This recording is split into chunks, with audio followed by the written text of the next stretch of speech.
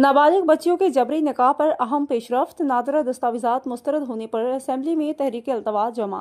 एजाज आलम Augustine ने नाबालिग बच्चियों के जबरी निकाह के बढ़ते हुए वाकयात और नादरा दस्तावेजात को अदालतों में तस्लीम न किए जाने के मामले पर सूबाई असेंबली में तहरीक अल्तवा जारी कर दी है।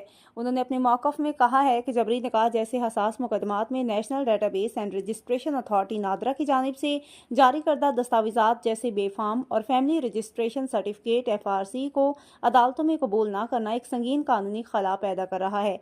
इनके मुताबिक आईनी अदालत के हालिया फैसले में भी नादरा के रिकॉर्ड को मुकम्मल तौर पर तस्लीम नहीं किया गया, जिसके बायस मुतासरा बच्चियों को इंसाफ के हसूल में मुश्किलात का सामना है। एजाज आलम ऑगस्टीन ने मुतालबा किया कि इस अहम मसले के हल के लिए DG नादरा को असेंबली में तलब किया जाए ताकि वाज़ेह पॉलिसी बनाई जा सके और कानूनी बहाम को दूर किया जा सके। उनका कहना था कि इस इकदाम से न सिर्फ इंसाफ के निज़ाम को मजबूत किया जा सकेगा बल्कि नाबालिग बच्चियों का मुस्तकबिल भी महफूज बनाया जा सकेगा। दूसरी जानिब क्रिश्चियन जर्नलिस्ट एसोसिएशन फैसलाबाद के जनरल सेक्रेटरी डॉक्टर सलामत और उनकी पूरी टीम समेत मसीही बरादरी ने इस इकदाम को सराहते हुए एजाज आलम ऑगस्टीन को खराज तहसीन पेश किया है।